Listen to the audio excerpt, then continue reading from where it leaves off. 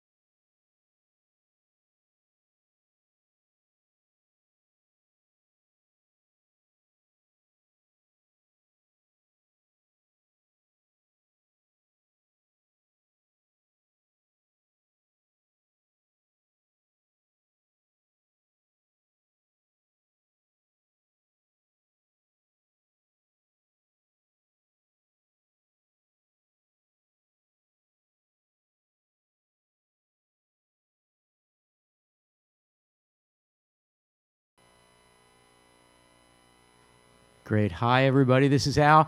We're in Philadelphia at the Kelly Writers House. Where else would we be? And it's week 10, and these are the uncreative writers, the unoriginal writers, and or the conceptual writers. And we're going to have some fun talking about them in the next hour or so. And we're here joined by some good friends. Chris, can you bring me down a little in the room? And we have Amaris, who is just back from teaching school. How are the students doing, Amaris? They're doing well. They're a little restless, excited for Thanksgiving break. Yeah. And how's their teacher doing? Oh, it's hard, but the same, ready for a break. Are you starting to dream in French? No. Okay. Wait. Great. Well, it's good to see you. Erica, as always, hello there. Hi, Al. How are you? I'm okay. How are you? Yeah, well, I mean, last week we were all sad, and you were maybe the saddest, at least visually, and maybe today there'll be a few more smiles, but we hope. Yeah, better today. And speaking of sad, we have Max McKenna from Chicago. Hey, Max. How are Hi, you? Al. I meant sad in a Philry sense, not in a Trump sense. You know, Trump's favorite word is sad. Anybody who's not good is sad, a sad person. Yeah, but you're not that. I am not that. Okay. Not today. Great. Fantastic. It's good to see the three of you. And we have Gabe here at the table. Hello, Gabe. Hi there, how are you? I'm fine. Emily Harnett.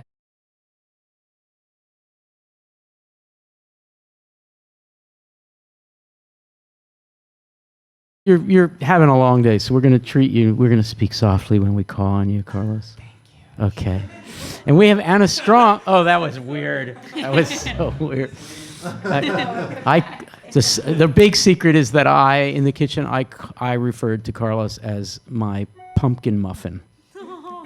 And there's a context. I'm sorry. I hasten to add there's a context. There's a context. We were making pumpkin muffins, and he was... Are you embarrassed? Nope. Okay, good. And we have Anna Strong.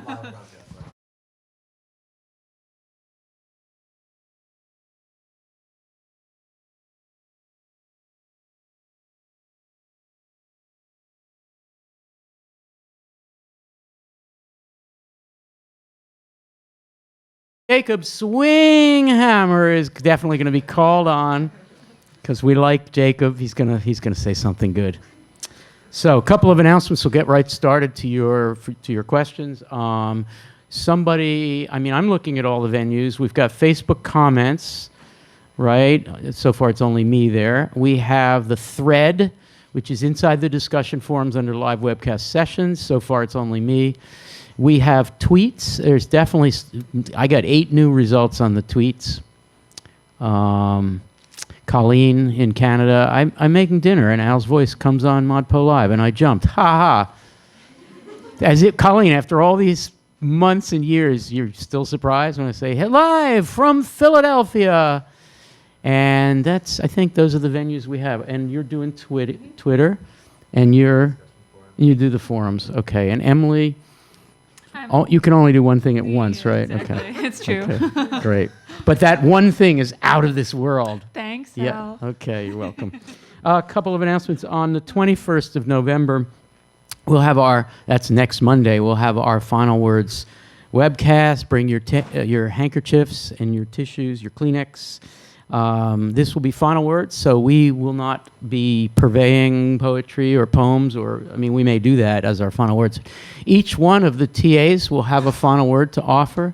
We'll offer Zach and Chris a final word. Usually they decline. Usually Zach just waves. And Chris just smiles. But we'll also have people in the room here who will be coming, we hope, from near and far. We also have people who will call in and give their final words. So this is your chance to say something, whatever you want to say, wrapping up the 10 weeks of ModPo 2016. I'll just say another word about SlowPo, starting on the 22nd of November and running all the way through, I believe it's September 9th, 2017. We will be in our SlowPo season. Chris, can you bring me up just slightly?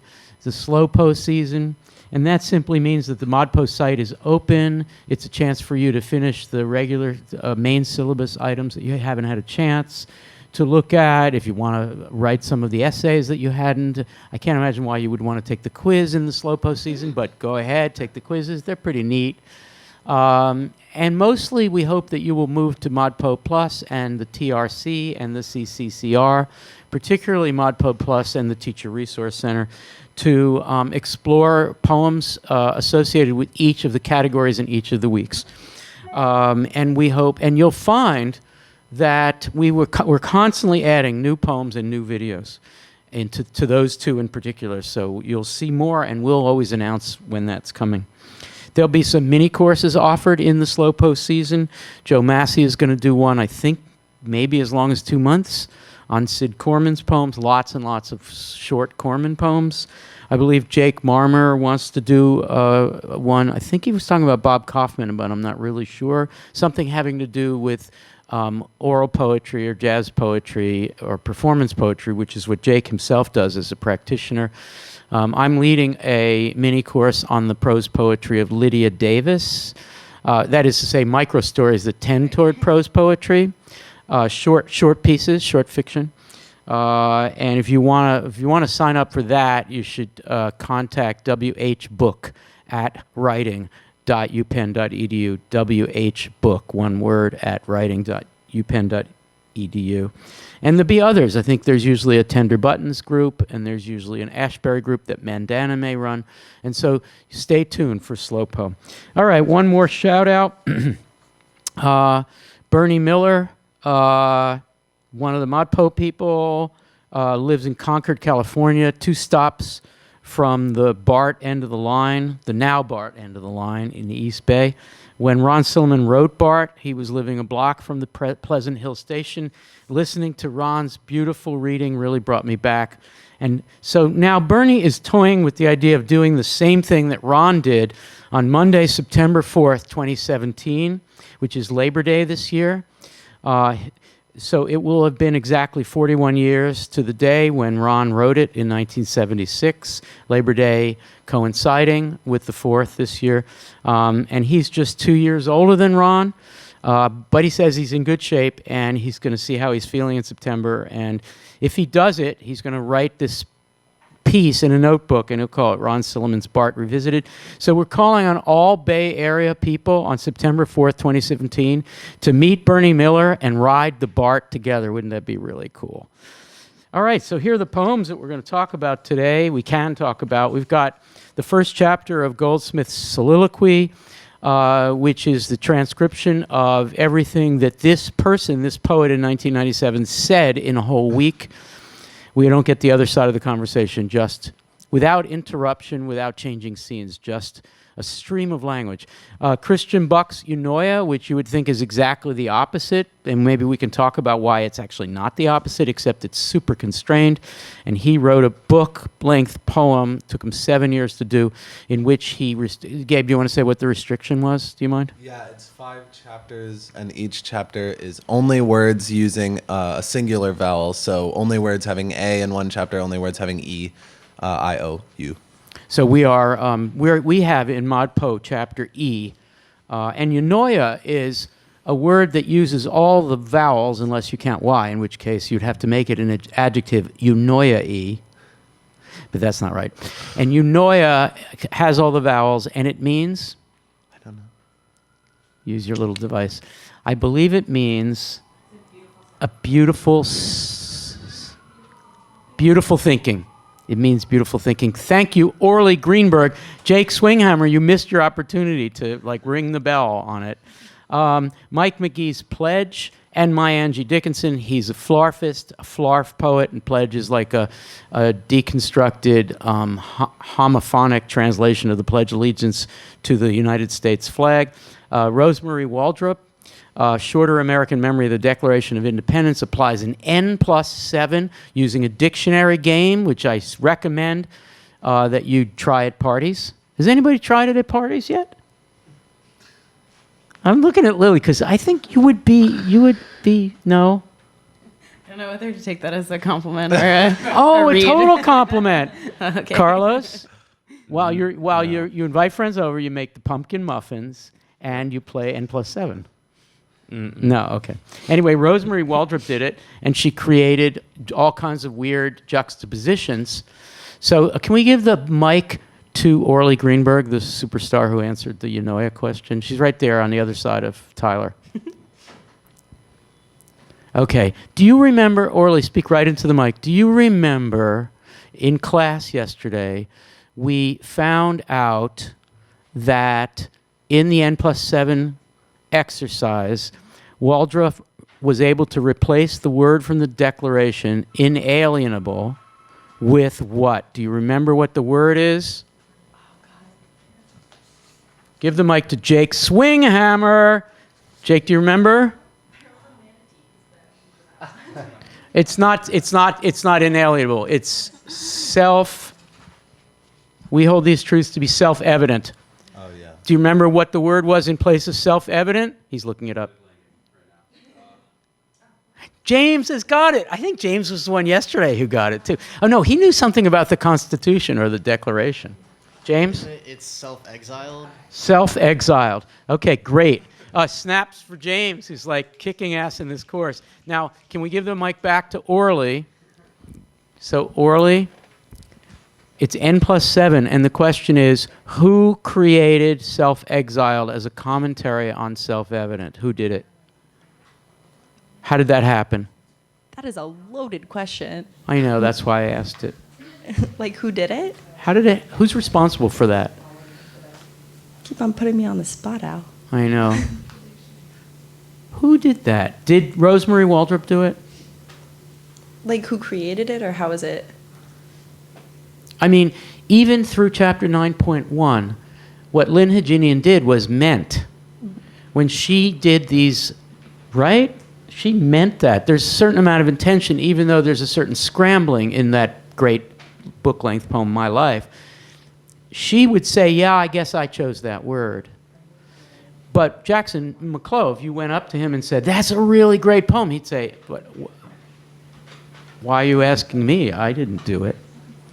Who created the difference between self-evident and self-exiled? The dictionary. Regina behind you said the dictionary. You don't have to give her the mic. I'll repeat it. The dictionary. Does the dictionary have volition? Susan Howe. No, but I mean, like, I guess in a way. Questions of grammar.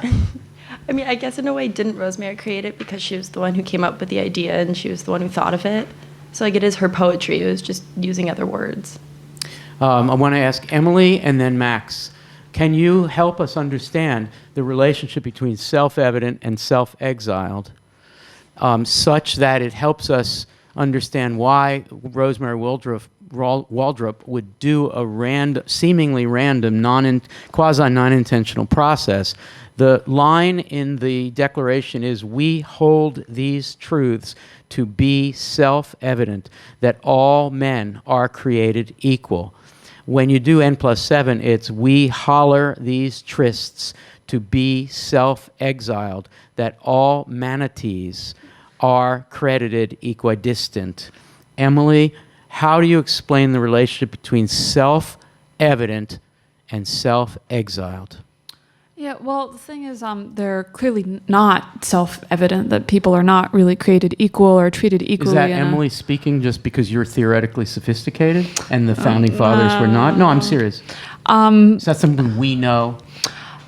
Sure. No, we don't know if we're talking about an inclusive kind of totalizing we. Clearly there are many people who do believe that everyone enjoys the same freedoms and the same equality that we were promised. But when you read the lines that your equality is self-evident, if it's not evident to you, then it exiles you from the logic of that statement. It exiles you from your country's understanding of itself. So how did Max McKenna, how did Rosemary Waldrop happen upon such a profound critique of Jefferson's claim of self-evidently true equality? Well, supposedly she happened upon it through the N+7 game in the dictionary, though.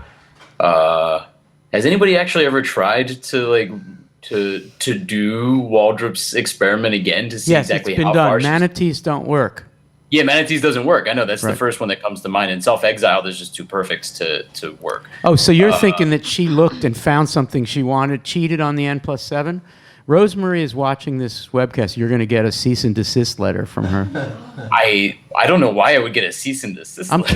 kidding, Max. Relax. I'm kidding. I think that everybody who undertakes the N+7 game, unless they are really like very pious practitioners of an N+7 Jackson run, McClough is pious. Yes, there are definitely. We've encountered some. I think in the previous week, those poets are They a were lot crazy. more committed to it. And then the thing with the, I think the interesting synthesis that we get here in this final week is that we get, I think, the previous 2 weeks, language poetry and unoriginality kind of converging in this place here. So even though or rather, aleatory poetry and language poetry converging here in what we call unoriginality, which is like, it's maybe not entirely as uncreative and unoriginal as it claims to be. And I think there's actually like a lot of room for these poets to reassert their agency and authority here. So I think in this case, it's almost too perfect a criticism of this Jeffersonian idea, right? To have been so entirely random, although the randomness is itself a criticism, right? Okay. Orly, do you still have the mic? Okay, back to Orly then. So even given what Max said, which is that Rosemary was hoping to find an ironic juxtaposition, she didn't do the 9.1 language poetry approach, which is just create the juxtaposition and make us work through the parataxis. Right? She didn't do the Dickinsonian thing, though she could have, and she is kind of a Dickinsonian poet otherwise, of creating just a brilliant set of condensed ironies. She, what did she do? How did she make that irony? If even including Max's hoped for N+7 result, how do you explain this? Let's say to a 12-year-old kid, you're kind of minding, while her parents are out, and she says, "Tell me about this N+7 stuff. How does it result?" How do you speak to a 10-year-old about this? Just about N+7? Yeah, or how this resulted. How did this come about? I'm not sure. That's a loaded question, bud. Okay. Adelaide, how did it happen? What do you say? How do you describe the process? N+7? Well, we know what the process is, but the larger question is, what is authorship and authority and authorial intention when this is the result? It's something that I've struggled with this week, just because I think one of the best things about poetry is the fact that it's all about intention. And so how do you reconcile the fact that you're computerizing essentially what would otherwise be, a planned, thought out, specific intention.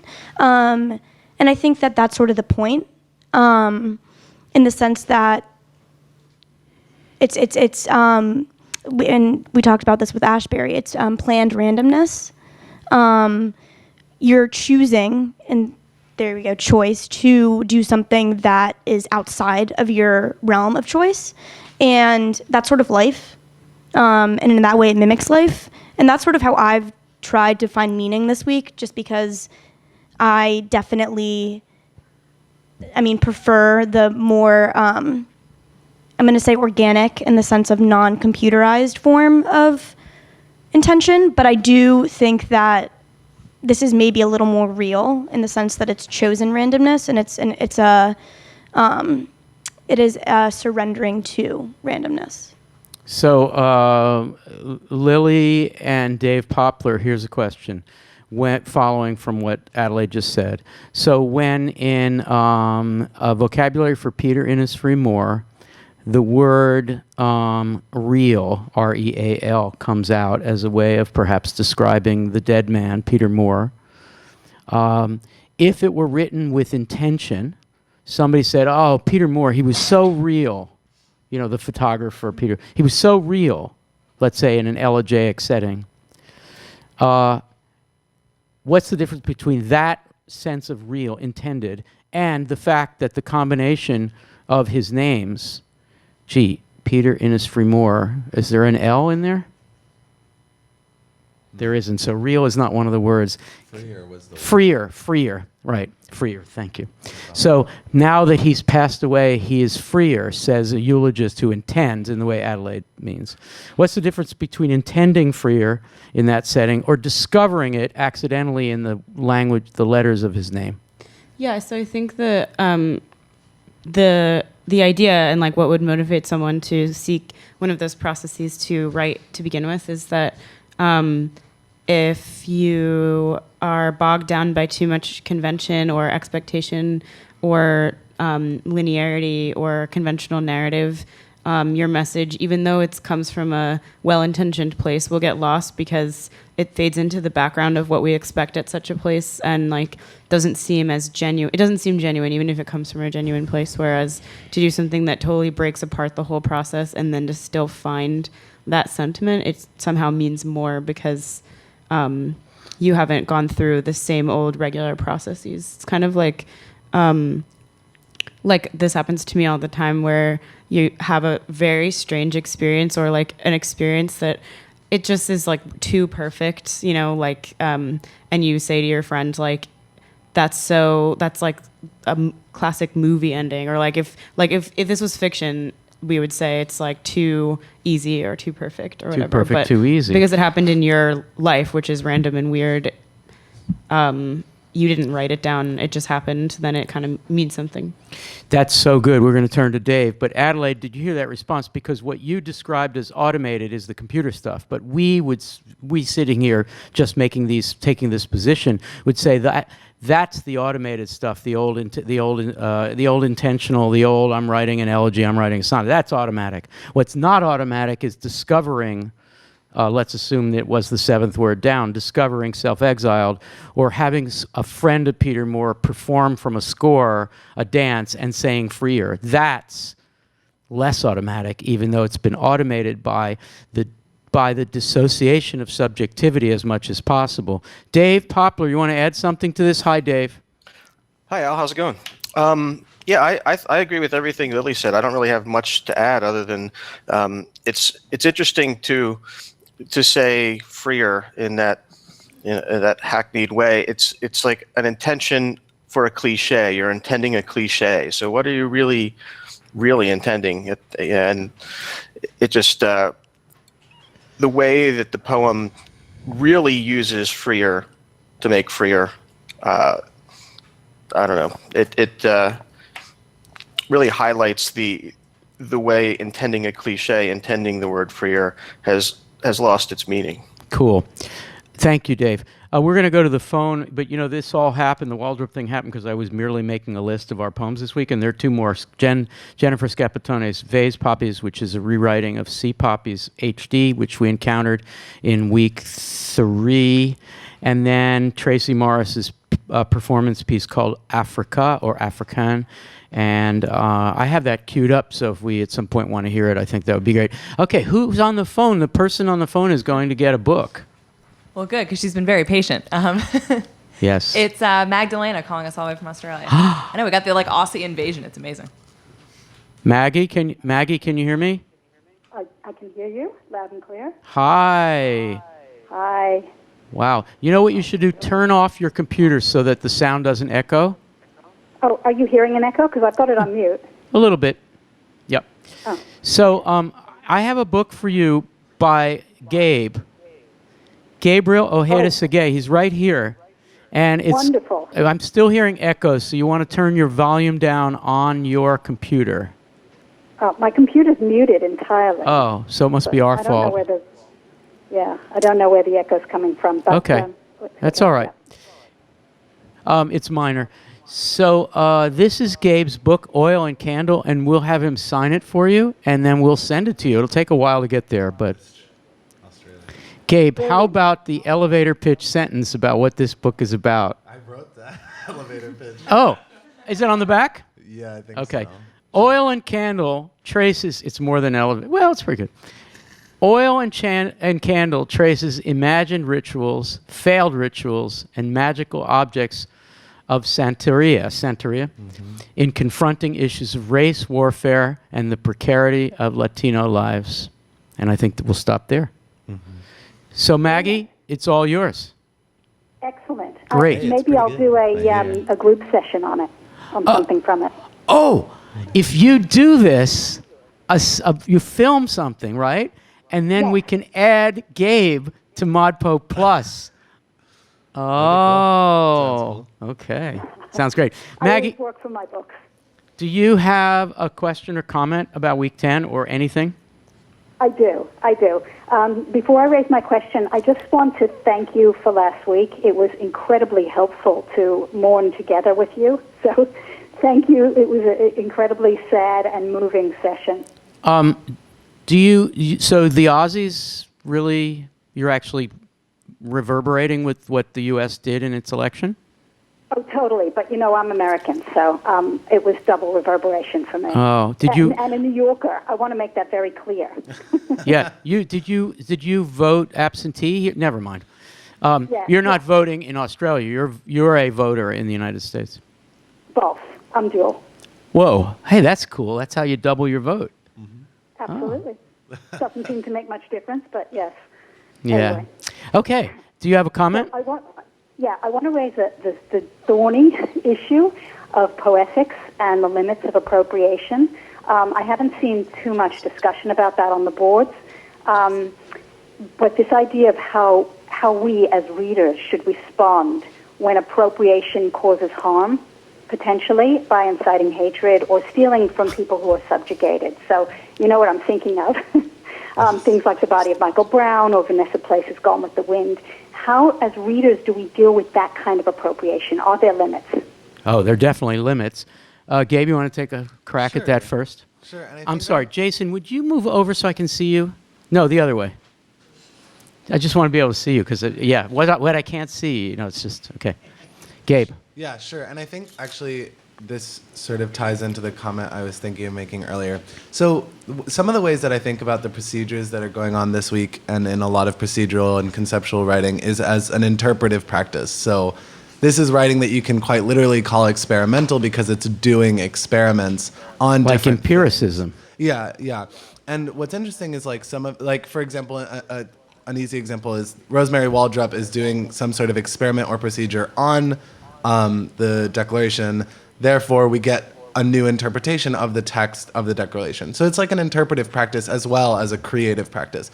Now, a limitation comes where you ask the question, what can be experimented on and what can't be experimented on, or what should be experimented on. Should and shouldn't. Yeah, and these procedures often put a lot of weight and pressure on different cultural objects or different images or texts or things like that. And we have to understand the consequences of that. So the thing that you're referring to is Kenny Goldsmith's reading of a somewhat edited version of Michael Brown's Autopsy, which was a very big, it was a very controversial thing that happened last year, I think.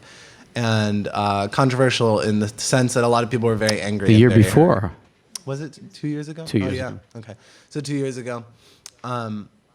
And there's a lot to be said about that. Many conversations have been had about that, and I'm sure there's so much that you could Google and find out. But I think the sort of general understanding of why it was wrong or what the limit was that he was putting a kind of interpretive pressure on something that was sensitive and trying to sort of control and manipulate it in a way that the situation not only didn't call for, but also worsened the way we talked about the issue. Michael Brown's body basically was a thing that we were debating about, that the nation was arguing if his body was grievable or not, and Kenny's sort of intrusion interpretively on that discussion didn't actually lead to any real answers about that, but actually created just a sort of manipulation of the discourse around it. And so there's a lot of ways in which we talk about that, and Vanessa Place's is similar.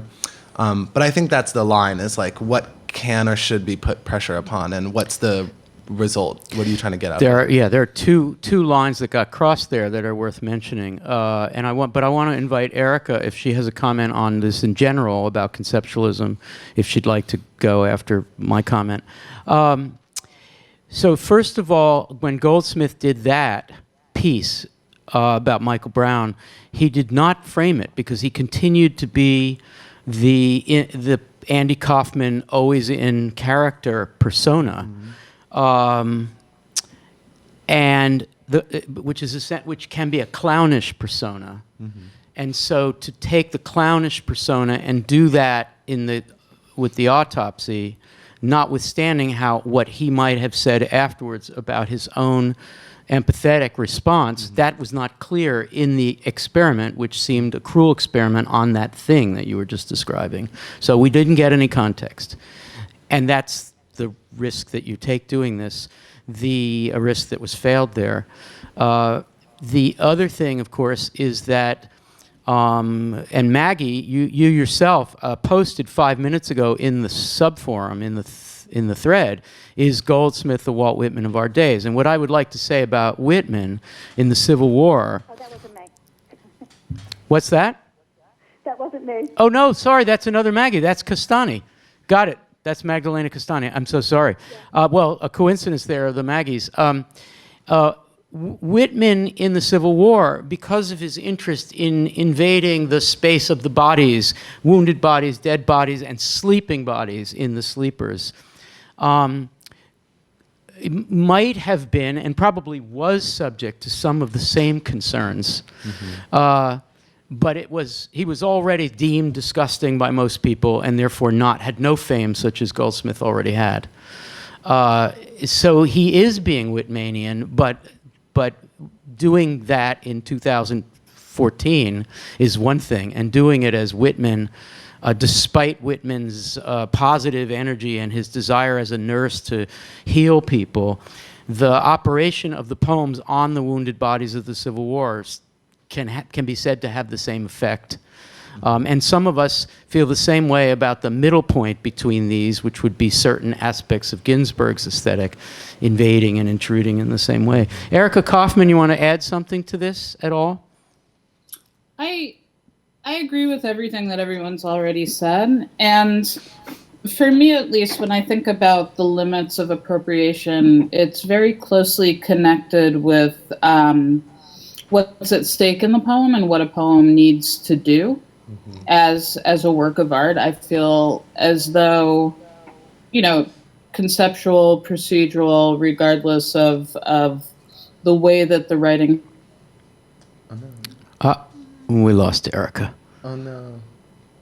In some way. And, I think that should be conveyed to the reader, depending on, what the work is doing. Okay, Maggie, any follow-up on that before we hang up? No, that was great. Thank you for that. I just wanted to mention Amy King's comment on this point as well, which is that the avant-garde, that poetry, cannot say that it operates in a vacuum or that it is aside from issues of ethic. And Amy King says the avant-garde has always immensely cared and has immensely had a personal stake in what it produces. So to erase these considerations from the debate is to efface the true promise of the avant-garde.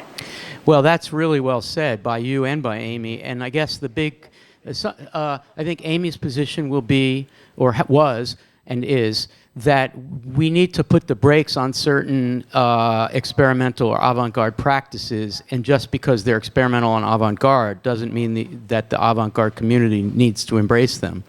That we need to make distinctions. And that, I think, has been a very healthy and positive turn in contemporary experimental poetry.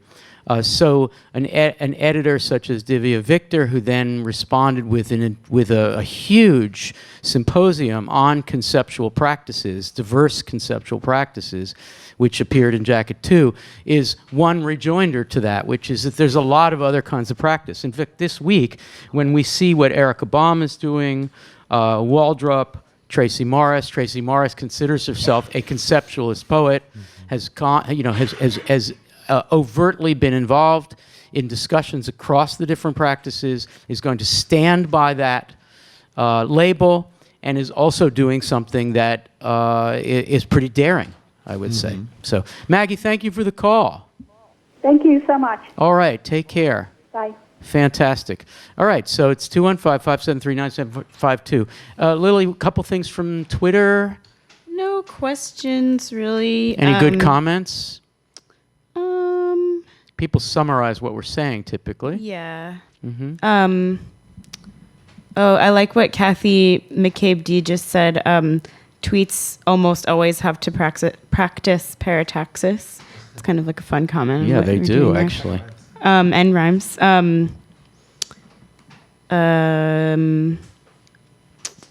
Random intention also has intention, says Mary Marcia Casoli. Mm-hmm. Eimer Laffen, sorry if I said your name wrong, says not all dictionaries allow for self-exile. Like that. And yeah, just a lot of enthusiasm. Great. Gabe, anything? I just looked at the threads. There's nothing new there. And go ahead. Malika saying that it hasn't felt like 10 weeks at all. Yeah, I saw Which that. kind of That's agree so with. nice. Malika has written some great things. At the end of the webcast tonight, I want to quote her on another point like that. Let's get the mic, please, to Dan, who's all the way in the front here. Dan, all I want you to do is say which poem you think either is a favorite this week or one you would like us to talk about because we haven't had a chance to yet. Yeah, sure. We talked a bit about Erica Baum's photographs in class, but her photographs/poems were my favorite this week, especially the one with the tab Explorers. Explorers, yeah. Mm-hmm. I wrote about that in my post in ModPo, but I think that was probably my favorite piece this week. So Carlos and Amaris and Jason then. You want to give the mic to Jason. So Carlos, Amaris, and Jason, say something that strikes you as very interesting, very positive, very productive about Erica Baum's practice. I really loved them. I think that they're very... they can be seen as, some of them are very serious, but some of them are very fun-loving. Like, I love the Explorers one. I love Outer Space. Can we talk about Outer Space? So it's one tab in the middle of a drawer, and it says Outer Space, but it's so inner, right? So that's just... Can you do an interpretation of outer space there in that film, in that picture? Yeah, I mean, I think it's just very fun and ironic in that you're taking this thing that is sort of overwhelming and huge and gigantic, and we don't really, understand as much as we would like to. And it's an area of immense exploration, and kind of like. People have been writing about it, poetically, mystically, whatever, scientifically for years. And then here it is sort of on this little card in this drawer, in this library, maybe in I don't know where it is. Yeah. That juxtaposition. Dan, just come up to this mic here for a second because he wants to comment. Don't switch the seat, just a comment. But I want to turn to Amaris. Amaris, when you were a kid, didn't some librarian like me, like today we have the librarian Smith come in, Librarian Smith comes in, and Librarian Smith says to the kids, if you learn how to explore the library, there's no limit, the galaxies of information you can find, right? I got that speech. Yeah. Of course, I'm old, it was a long time ago. You got that speech, Anna. That speech is... Mrs. Hazard. Mrs. Hazard? Yeah. Oh. Mine was Mrs. Castelluccio. And Mrs. Castelluccio said, Alan, if you will go deep, there's no telling what you will find, discover, right? And I think Erica really, in a heart-filled way, Erica Baum felt like she was marking a kind of archiving and a kind of crazy categorization of knowledge that was represented in the card catalog, and she was pre-mourning its loss in those photographs. So something elegiac about what the child experience of exploring the outer space in the library is lost when you don't. Amaris, any thoughts on this? I love the Erica Baum. I'm glad it was chosen for discussion right now. I think the pleasure that I get from it is it kind of makes you look at your everyday environment in a new way. And it's kind of the beauty of, the happenstance of meaning and language happening in unexpected places. And I think I really love dog ear in particular. I'm looking at one right now that's kind of Can you funny describe and cool. Or it says, yes, I would not do that. Yes, differently. How? And that's the result of turning down a leaf, incredible, a page, dog-earing a page. Yeah. And so it's nonsense, random. I mean, in Adelaide's sort of categorization a few minutes ago, it's there's a kind of the automatic quality is turning down the page. That's the equivalent of the computer. The computer process put upon language, but here the automation is turning a page down, and you never know what you're going to find, and yet it's all been printed. And Maurice, when they taught us how to read, how did they teach us how to read the codex, which is what the book is? Yes, left to right. Left to right. Yeah. And what about turning pages? Do you remember that lesson? No dog earing. My dad would kill me if I dog eared. No dog earing, right? Why do we dog ear? Or did we in the days? To mark things for memory, I guess. What's that? To mark things to come back to later. What? No sticky notes? Yeah. Pre-sticky notes. I mean, believe me, I yeah, lived in a time when there weren't, the 3M adhesives department had not figured out the sticky notes. So you would have little slips of paper, but they would fall out.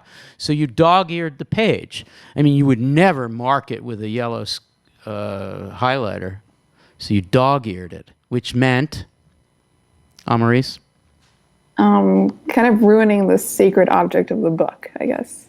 Yes, for the sake of your subjective identification with a point that's made on that page or your desire to remember. So a positive impulse turns into a negative destruction. Yeah. Let's go to Dan, back to Dan for a second, and then I invited Jason to say something. Sure, just to jump back to the outer space photograph real quick. I think it shows like the real power of language in that like that's just one word, but encapsulates so much. I mean, like we know so much and so little about outer space, and like in that photograph, there's all those files of all the books, and it's basically saying like this is everything we know about outer space. Yeah. Just these cards. Yeah. And also like the uselessness of language to say that outer space doesn't encapsulate everything that we know about outer space. It's just a word, and it just like tells you that it's like characterization, but it's not giving you all the information. Yeah. Cool. Dan, have you taken a course at Penn that connected you to people outside Penn like this? Is this the first time you've done this? What do you mean connect? Like explore? ModPo. Oh, no, this is the first time I've done it. And is it weird? It's weird. It's really cool. I mean, it's usually in your courses, you're like, especially discussion courses, you're only talking to people who are very similar to you and who go to Penn and your age, and now we get to talk to people from all over the world and who have lived very different lives and have different experiences. So that's exciting. Yeah, great, Dan. Thank you. 215-573-9752. Jason. Hey. Hey. Hi. Hey. I asked some people to describe Jason. Uh-oh. You didn't see this? No. On Facebook? Inspiring, erudite, hilarious, sticky. Wrote a book that keeps 2016 from being a total write-off. A generous thinker whose broad intellect is matched by an equally large heart. Methodical, analytical, speaks with intention in equal parts intellect and heart. Jason is the real deal. And the last one you'll like. Listening to Jay-Z. Why don't we call him Jay-Z? That's so great. Listening to Jay-Z expound upon a poetic point is akin to seeing sausage being made. Really good sausage. Wow, I like sausage. I knew you were going to say that. Well, we like you. Well, good. I like to be thought of as a sausage. No, it's not you that's the sausage. I know. But I'm glad that what's coming, I'm just vomiting sausage. So here's more of it. But it's really good sausage. Yeah. I think that what... Anna's crying. She's so happy. Thank you for reading those out. That made my day. Somebody said that the book you wrote redeemed 2016. I wouldn't say that. I wouldn't go that far. It maybe is a little like ornament on the Titanic. But remember what we were talking about? What? Yeah, I do. But I think that with Eric, I hope that I can make a bridge between Erica Baum and Tracy Morris, because I don't want to let the night go without us listening to Tracy Morris. Yeah, I'm getting it set up. Great. And I think that what, in a way, it's Erica Baum's work not only sets up so that the dog earring is also a tender, tactile event. Like, it wasn't a computer or something random that folded the page. We have to, especially with the photographs, imagine the moments before the fold occurred. So it is an intentional act, and I think it's very hard to, and I think it's most interesting to think of this conceptual work that we're looking at as intentional works, but to think of the intention as percolating otherwise than usual through language and material. But I think in the way that that Erica Baum's dog earring creates connections that we would not have otherwise seen, that Tracy Morris's pieces create disconnections within a word or a phrase, so that many of her works open up or extend or repeat in a way that permits lots of possibility and meaning to flood into something that might seem a simple phrase. That's so well put. And a great introduction, Jason, to the piece, Tracy Morris's piece, and to our students. Tomorrow we're going to definitely talk about this piece, but it's 2 minutes. I think we'll listen to the whole thing. Chris, I'm about to play a video, and we'll get the audio from it. It all started when we were brought here as slaves from Africa. It all started when we were brought here as slaves from Africa. It all started when we were brought here as slaves from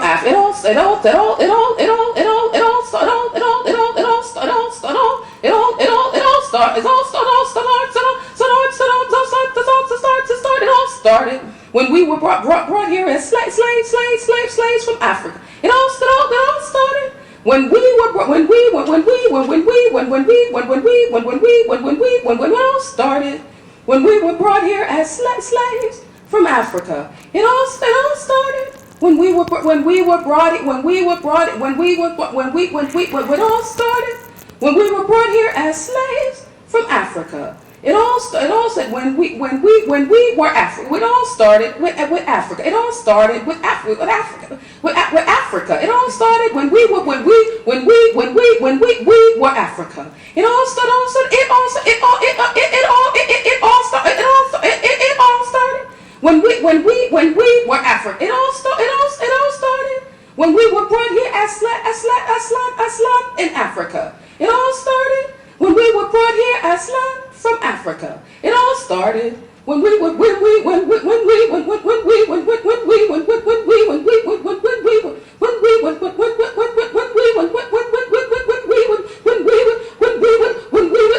It all started when we were Africa. It all started when we were Africa. It all started when we. Thank you. I'd like to do something unusual, but it's going to require discipline on all our parts. I want everyone, TAs, everyone, to say just one thing really quickly about this for the record, so that people watching this webcast and people watching the recording years from now will get like our thoughts. Okay? So We're going to start with those in the Google Hangouts. Max, Erica, then Dave, then Amaris, then we'll go to the table, and Anna and Jason. And I will also invite Regina to grab the mic from Jason at the end and just say one thing, okay? Or you can be just before Jason. Disciplined everybody, one thing. Amaris, or sorry, Max, one thing. I've said this before, I'll say it again. I love how much it reminds me of a buggy like MP3. I think it's such a great poem for the digital age and for just addressing all of the different media that we take in all the time. That's not just textual. Yeah, thank you, Max. And that's actually how it came out. She and her collaborator, Val Gentil, noticed that the recording that they had of Jeffrey Holder had been corrupted. That's the word they used. The file had been corrupted. Corrupted, thank you. Yeah, not buggy, corrupted. Yeah, exactly. Erica, quick thought on this?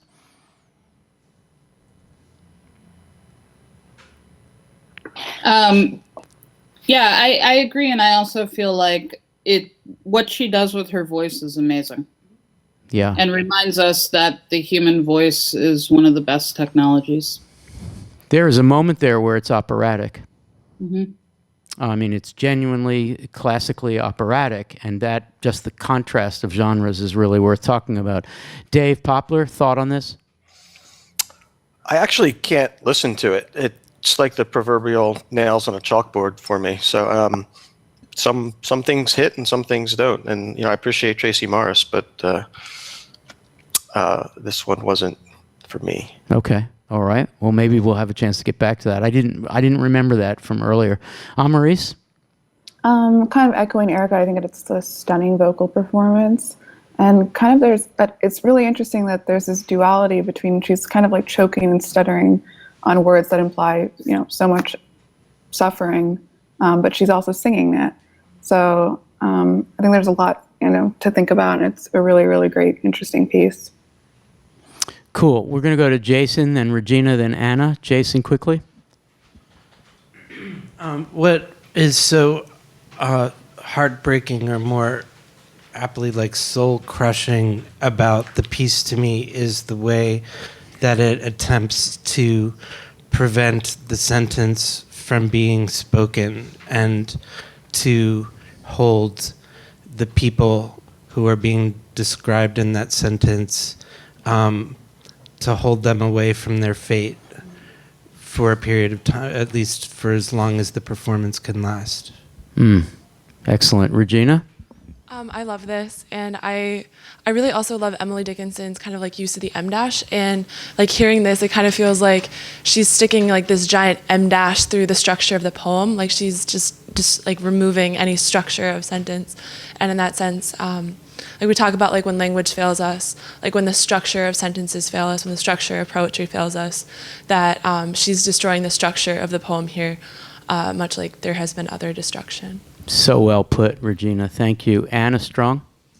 So the thing that always gets me about this this performance poem piece is the way that it takes a deceptively simple sentence, a sentence that has a subject and a verb and a predicate and all the things a sentence is supposed to have, and it reintroduces this complexity at the level of the syllable, which is really extraordinary. Well put. Let's go to the table. You're not Gabe, you're Carlos. Yes. Yeah, I really like this piece because it makes me think a lot about sort of like what the words we use contain, especially when they're used to mythologize and also talk about history, and sort of when those words fail and how do they fail and what do they contain when you can say, all right, here's a sentence that covers, well, it all started, and then, this such a charged, turbulent thing that you're trying to capture in this one soundbite. I don't know. Yeah, great. Thank you. Lily? I think it shows as like some others have said, the depth of the violence contained in starting a film with a very sonorous and smooth and easily said, it all started when we were brought here as slaves from Africa. How actually violent that act is, that sentence, and she embodies the violence that the hearing the sentence did to her and does to Black history in the United States by breaking it apart and showing it as the jagged, violent, broken thing that it is, not smooth and easy. For me, my turn. For me, it always makes me think of American schools and schooling, right? So Jeffrey Holder is given this line to produce what Tracy correctly calls, I think, the Afro-Shakespearean voice, the man who is charged, an African American who is charged by Hollywood or whoever's producing a kind of TV show about civic life, and he does this once upon a timeness, and he reduces the agonies of the Middle Passage to a sentence. And the we is very troubling, and there's all kinds of problems. And it is schooling. It is socialization. And one of the things that most of the ModPo poems have done, and not just Via in this week, which I hope we'll talk about, but so many other poems, Stein and Niedecker, and so many other poems take what we are told is true through the perfect sentence and seek ways to halt it, destroy it, or make it not work. And it is about socialization to language. And so many of our poets are interested in that, and she performs that. And Tracy Morris is a student of this. She is someone that I seek out as a friend to tell me something that's going to make me feel better. She's a very positive person. In her graduate study, she studied, Zach, here's a book, or Tyler. She wrote her dissertation on Austin. And the book that she worked most closely on is How to Do Things with Words. It's based on his lecture series at Harvard a few years earlier. How to Do Things with Words. And if I had to describe what Tracy Morris's contribution to American poetry and poetics is right now, and it does fit with what we're studying this week, is the desire to do things with words. And of course she does that with her voice, her throat, her mouth, her tenor, her timbre, her tongue. And that body is the body that she's reckoning in that disembodied voice that was Jeffrey Holder's, How to Do Things with Words. Tracy would say that the act of doing things with words is as political as any other act. Poetry does things. And so that's my extended thought, and I'm sorry it went on so long. Emily, your thought on this?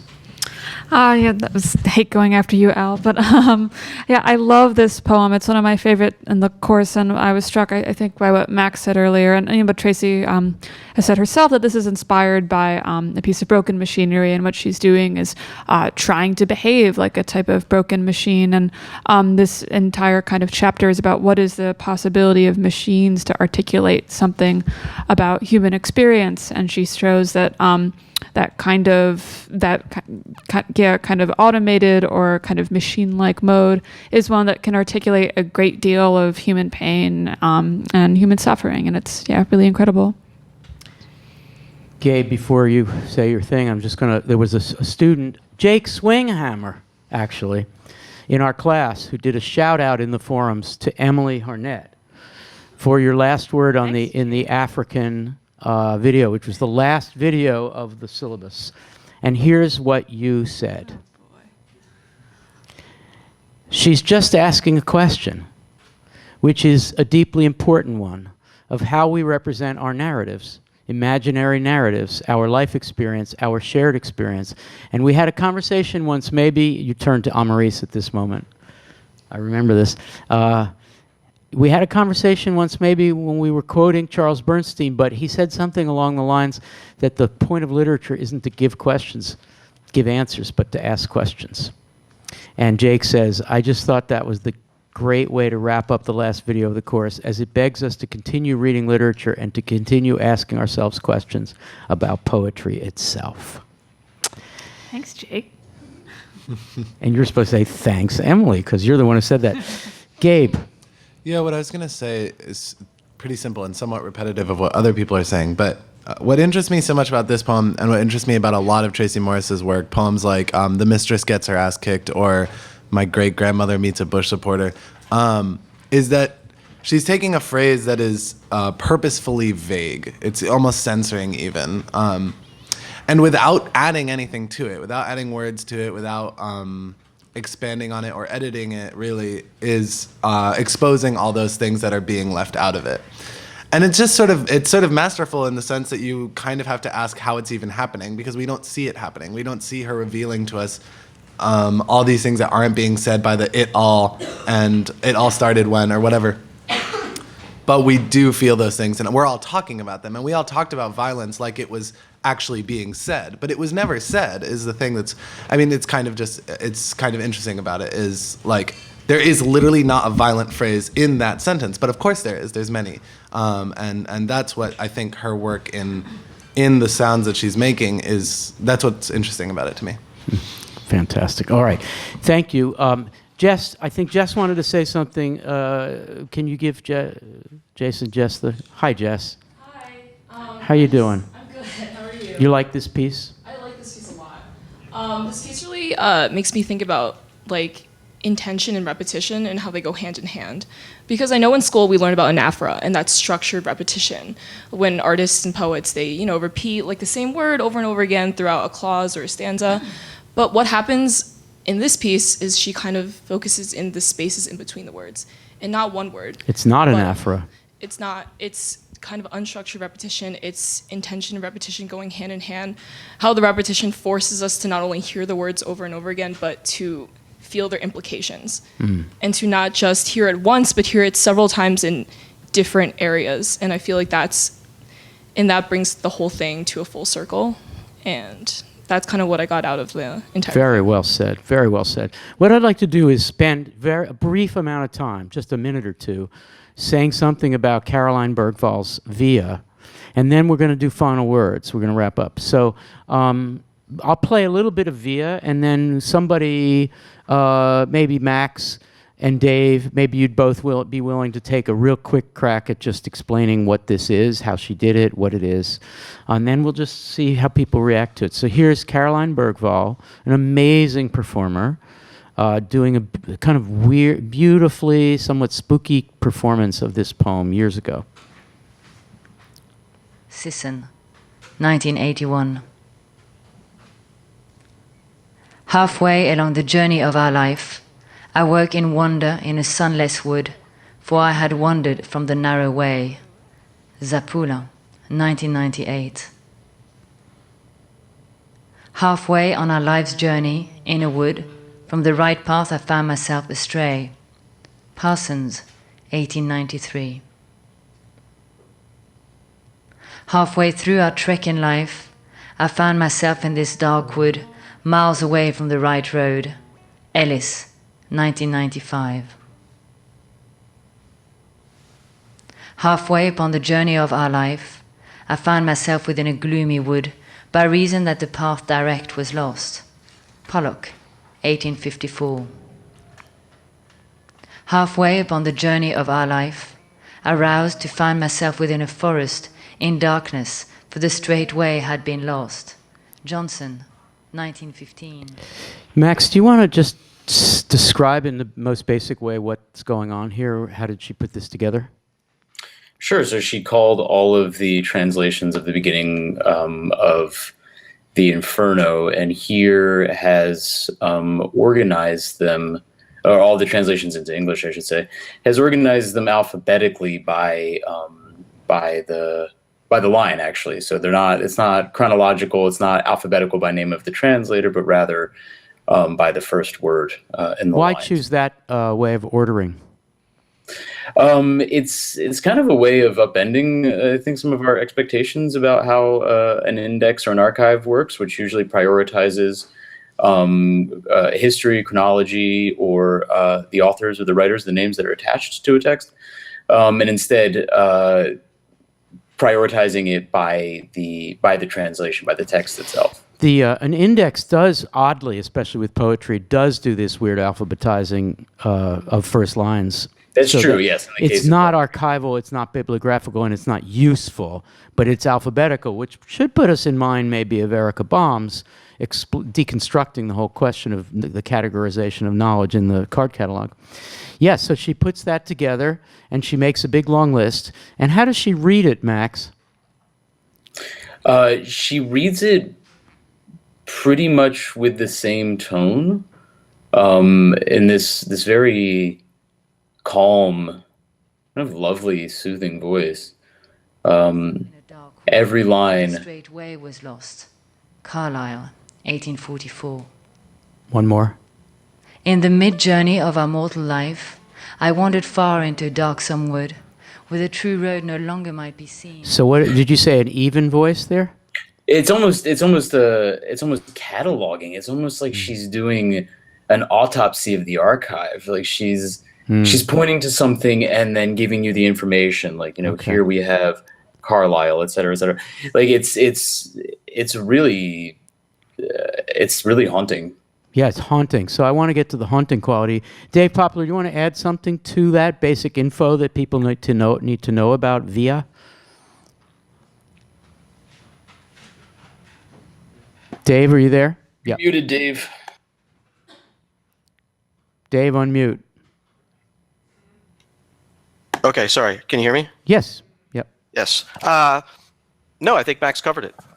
Oh, after all that, you are too much. Okay, so now let's get some responses to this. All right? Lily, do you want to say something about, do you find it spooky? Haunting, I think is the word. Yeah, well, so I find the quality of the voice haunting, like Max was saying, but also, if it's this moment where we don't, you assume that the process of translation would more or less produce the same result without like the thinking of a ModPo course behind it, just like thinking about what the word translation means. It means take one thing, do a process to it, and you get out an equivalent thing on the other side. And this exercise obviously shows that that's not the case. But I think her point is more than just to talk about the difficulty of translation. It's also to say, like, this is a text that is seminal, like considered a high form of poetry, and like extremely influential. And yet we may all, depending on when we were born, what language we speak, and what country we live in, have experienced a different version of the text. Emily, what's a point to be taken from this poem? Let's say a ModPo point, where are we in the history of poetry point. Yeah, I think it's kind of folding those two ends of history back on themselves. It's kind of one of the kind of earliest, most seminal works of literature and of verse, Dante, right? With something really modern and strange and marginal, and kind of folding them onto each other. And then kind of, weirdly enough, it kind of makes me think of Gertrude Stein. I mean, I guess all of these poems make us think of everything, right? The sense that she's very literally not describing something. She's compiling something, cataloging something, and the poem literally never gets anywhere. You never get out of kind of the middle of this dark wood. And well, yet, wait. The poem itself as a form, the words don't get anywhere because she does it over and over again.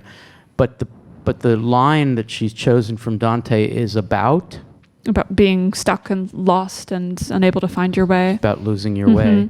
So this is a ModPo-ish thing, because this is this sort of anthemic idea of the course, which is that poetry one can admire, poetry that I personally admire, is a poetry that does what it says, right? So if Dante is, it's kind of like a midlife crisis moment. Halfway through my life, I found myself lost, which is a way of saying, where are we going tonight, Walt Whitman? I don't know what's happening. I don't know where we are. I think our car is spinning around on a French countryside road of what shall we, and then let us bless it. There's a constant way in which our poems, the poems that we've curated here in these 10 weeks, are about not knowing where you're going and never getting anywhere.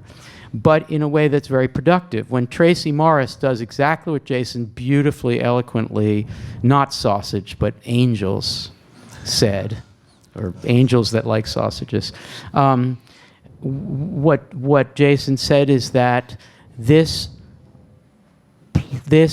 hesitation, stuttering in the Susan Howe sense meant for Dickinson, of this middle passage, so that it may not end, so that we are always caught, is a positive way of being in the middle passage. And so too here, we are always about to enter and be lost, always. This is true of the haunting quality of Ron Silliman's life as summarized in Albany, of any one year of Lynn Haginian's life, of the violence that we experience in Amiri Baraka's incident.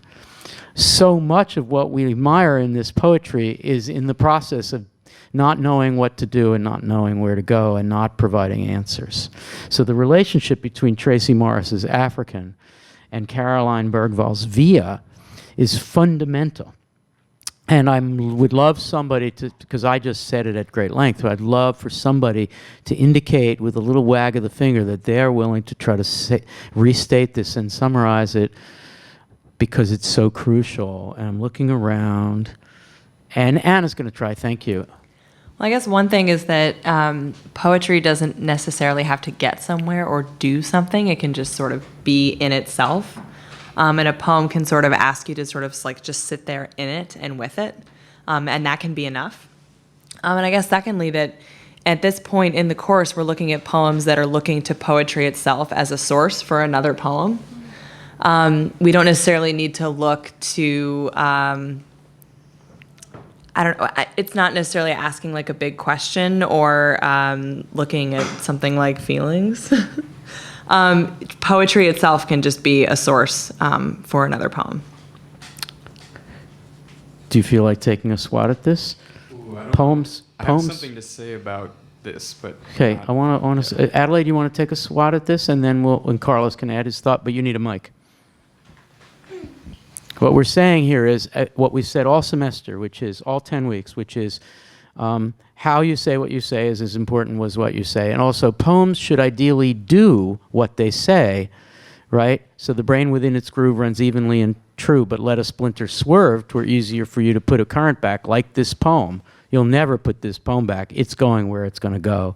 And fuck the mills.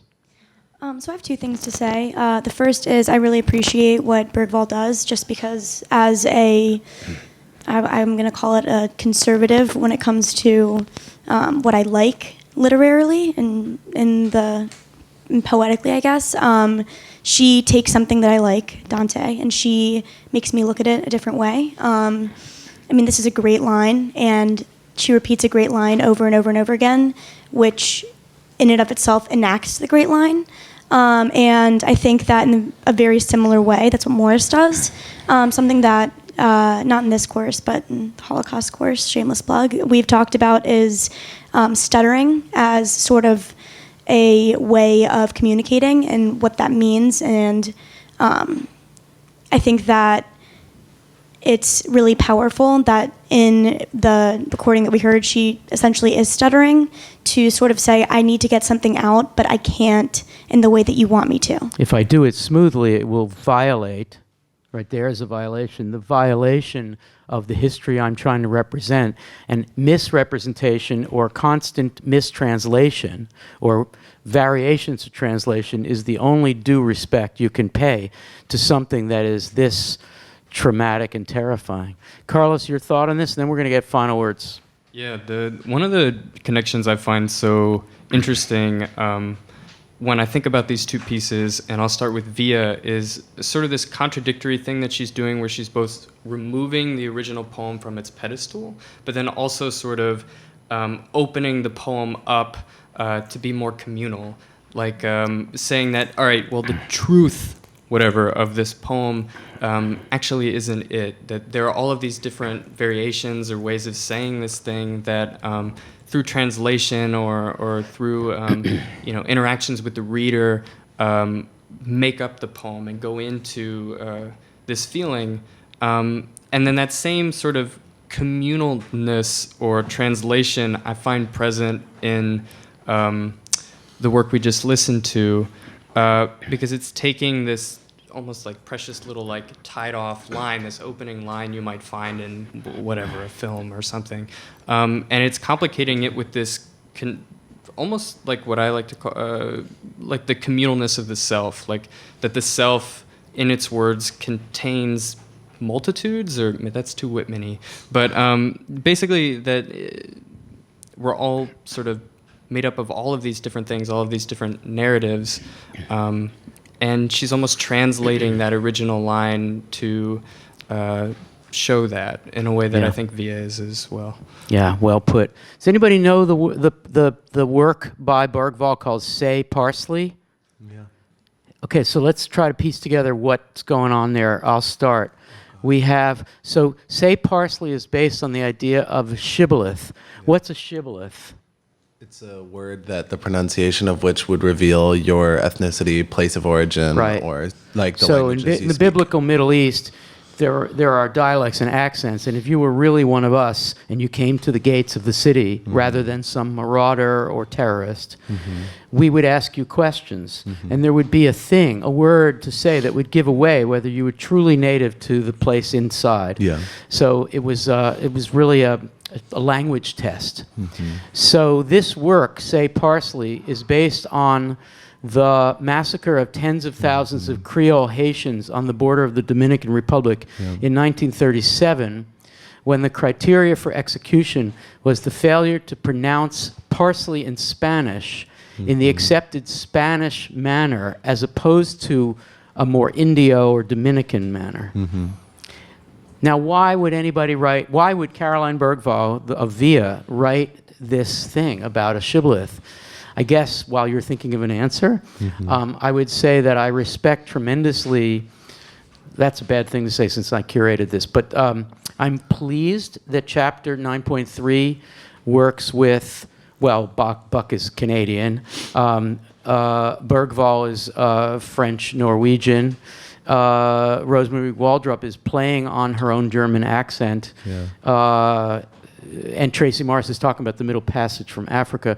There's a lot of international considerations here, and Say Parsley is worth mentioning in this regard because of the thing about embodied speech. Why would it fit her plan to do a piece like that? Gabe? Yeah, I mean, one of the things that Bergvall is really interested in is a multilingualism, in the sense of how things change between languages, how they might be expressed in different languages differently. I think she's interested in transformation through language. Now, that, historically speaking, has not always been a positive thing. If we say, oh, it transforms in other languages, that's not always a good thing, and it can actually be quite bad. And she's really interested in archives and historical work, and most of her work has dealt with this. So one of the things that's going on in Via that we don't really address is that these are translations from Italian. And part of the process of this is the Translation Act, that actually it's so imperfect that you can have this many, and there's way more than just on this page, interpretations of the same three lines of Italian terza rima, and that they could have enough of a difference from each other that they could create an effect together when collaged. So she's interested in that. And here it has, I think, more of a neutral, positive tone.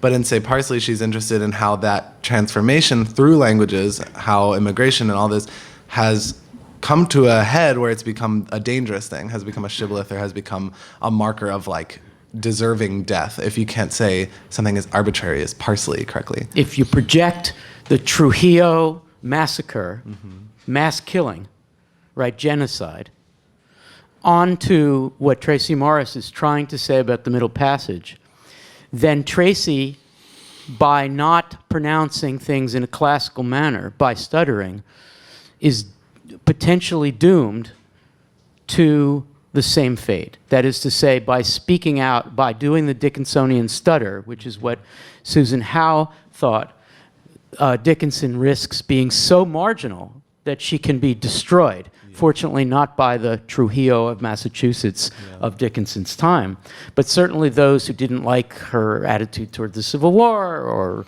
those who didn't like her unwillingness to publish, or et cetera, right? So she becomes even more radical when you think about Howe's bringing out the shibboleth in her, all those weird poems that are doing things poems are not supposed to do. And try, it's not just anti-feminism and anti-Semitism that gets Gertrude Stein, everybody saying that, she's a witch or weird or, we don't want to listen to her. So the people who are willing to risk, it's all a shibboleth. All the experimentation of the way how doing things with words, it's all a risk that you will suffer the fate of someone who cannot pronounce correctly. All right. So there's a lot at stake here. So let's do final words. Let's go around and say one thing real quick, and we'll also add one of the students if you have something you want to say. Maybe Becca would like to say something. Okay, great. All right, final words. Why don't we just go randomly around? Erica, do you have a final thought today on the chapter 9.3 poets, or the last couple of weeks, or whatever you like? Yeah, I do. A couple of thoughts that I think could be applied to this week and last week. Thinking about the conversation we were just having, I'm struck by the importance that we remember that translation, interpretation, literacy, these are all things that are ongoing processes that continue to change and continue to need to be interrogated and questioned. And my other thought is that one of the things that we see this week and last week is how language has expressive possibilities even when placed under pretty extreme constraints, if you're thinking about Christian Buck. So the way that language can still actually do something and accomplish something despite machinery or despite processes, I think that tells us something about the work a poem can do.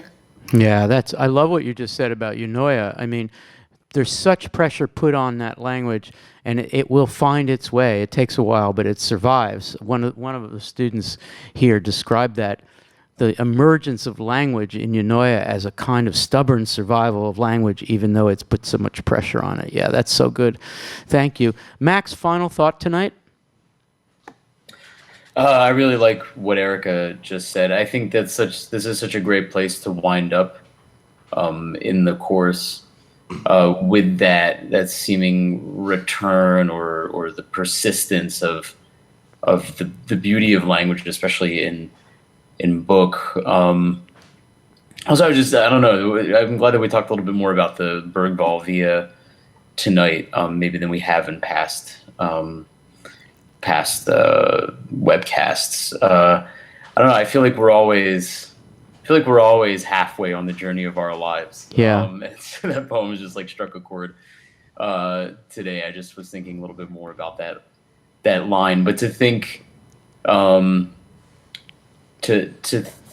with that poem about not necessarily being kind of halfway on a journey that ends, say, like Dante's journey into hell, but rather to be kind of in the midst of this journey that takes place in the lateral plane, which is what Bergvall's poem does, right? It's the proliferation of possibilities, rather than a sort of teleological arc or end, and that feels like.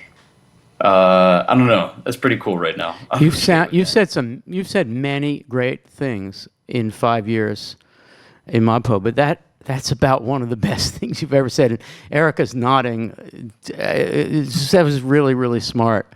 To summarize or put a point on the last point you made, which is that instead of moving through A to Z, moving through teleologically in a piece, these pieces force themselves to go wide and to allow alterations and variations and a certain wideness.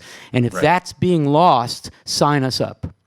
It may be that we need to redefine what lost means. It may be that going in a progression through our lives, which is maturing, schooling, job getting, family building, all that kind of socialization, it may be that going wide and not following that trajectory is more beautiful, you know? And would maybe say so. it's more exhilarating, and it's certainly, yeah, okay, good. That was really great. Thanks you, Max. Dave Poplar, final thought? I certainly can't follow that very well, so I'm just going to give a specific shout out to soliloquy, so to speak. I think there's something really, really cool about having it in a physical form, having it in a book, holding a week's worth of conversation, because we talk about content being form, that the form is the content. Well, this content is all form. I mean, it's all page after page that's exactly the same justification. It's just it just makes you look at it in a different way, and you can hold it too. You can't hold the other poems. Yeah. And his book Day, which is much bigger, is one New York Times issue, which is 1,000 pages of tiny type. Really? I think we underestimate how much language is around us. Thank you, Dave. Maurice, final thought?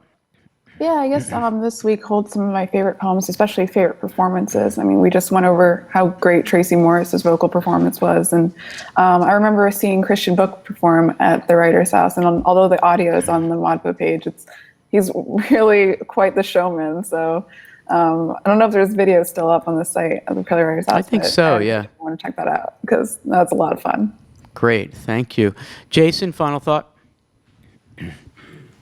I guess the poems of this week all make me think about time and the relationship of time between the creation of the piece and the preservation of the piece and our enactment of the piece when we encounter it. And in addition, for Via of going wide, I also like to think of Via when I'm reading it as, I don't know, like at the top of a little water slide, and that each little translator is launched onto their own little adventure down the water slide, and that those are going to kind of there's a kind of call to the future for future translations and for this kind of list to ever expand, and hopefully in 200 years there'll be a Via 2. Cool, thank you, Jason. Anna Strong? I'll just say briefly that if you're interested in all of this weird, awesome stuff, the ModPo Plus for this week is really just stuffed with amazing poetry and some great videos and some great conversations. So I certainly would highly recommend that you check that out if you find yourself with some extra time this week or over the next couple of months of slow po. Fantastic, thank you. Becca, did you have something to add? We'd love for you to do that. Yeah, I thought this week was really great, especially as a culmination of sort of the ModPo theme of the fact that language at its most basic is a tool we use for communicating, but it's actually really, really bad at communicating and leads to a lot of miscommunication. So sort of how we put pressure on language and break it apart and leave behind logical and denotative sense in order to make it a better tool for communication. And I really like that in this week and throughout the whole course. So well put. Thank you so much, Becca. Carlos, final thoughts? Yeah, I was actually going to recommend something outside of ModPo that both of these performances made me think of, which is Marlene Phillips' Zong. I just read it for another class, loved it. The quick rundown is it's tragic. It's about a ship Zong on the Middle Passage where slaves, the captain made the decision to drown them all. And Philip writes this entire book of poems only using words, phrases from the reports, the one report or the couple reports done on this. And it's exceptional. Great recommendation. Thank you. Lily? Yeah, I don't know. I didn't really connect with the poems from this week, this go around again, because kind of in a moment where I'm testing like the physical and emotional limits of how much information I can consume with my one human brain, gearing up for a Trump presidency and all hell to break loose. I don't find some of the maximalist impulses offered with this poetry helpful. I find that I'm looking for ways to remember and move forward. So sorry, but that's how I feel. Okay.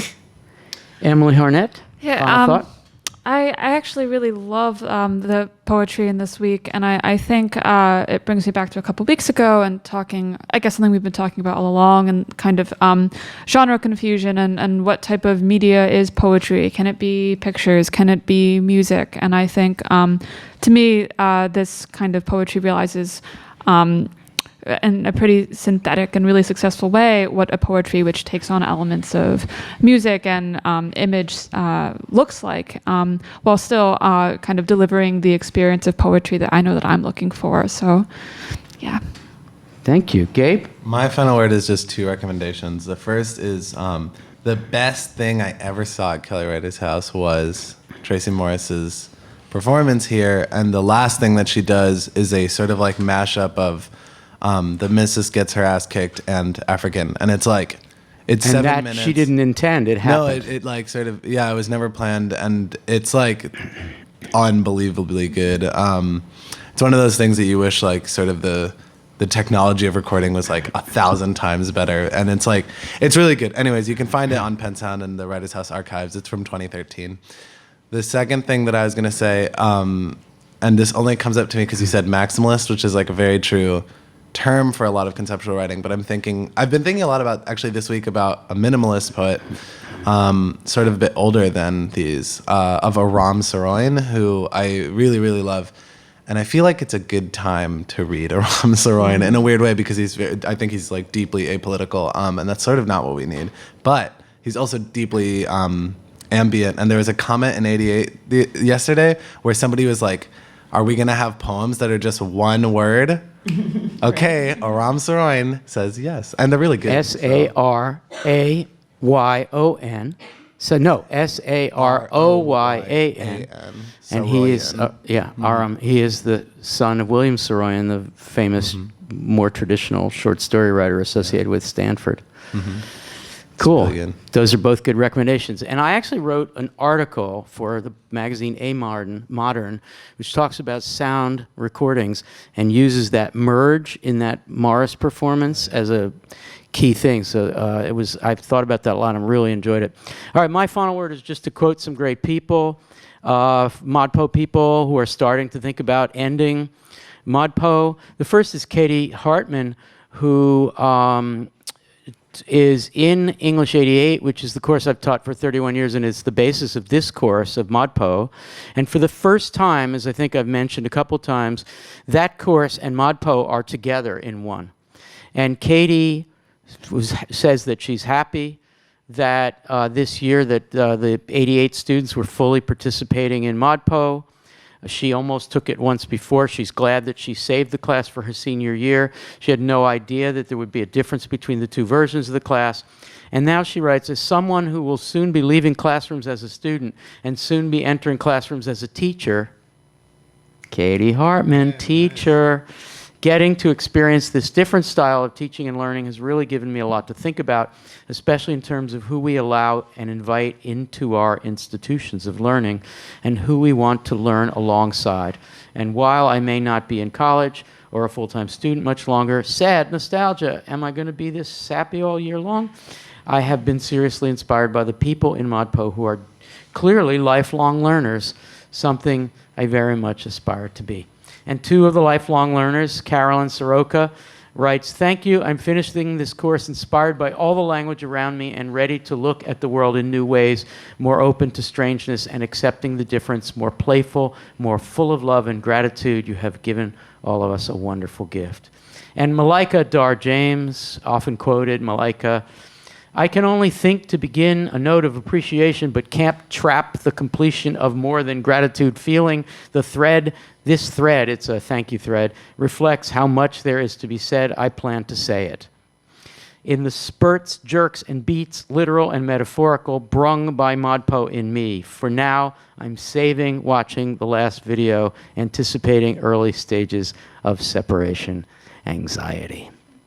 Thank you all for being, all the lifelong learners, for voluntarily being part of this, this experiment, and for giving Katie and other Penn students who are generally, trapped isn't the right word, but stuck inside the walls of the institution, a chance to see people like Kathy McCabe D, who tweeted, "Lots of Eunoia tonight at ModPo Live, lots of Eunoia." Or Sophia, who says it may be that we need to be lost. So thank you from Writer's House. We will see you at the Final Words webcast, which is Monday the 21st at 10:30. And until then, enjoy yourselves in ModPo, maybe do some peer reviewing, and hang out and read some more poems. Good night, everybody.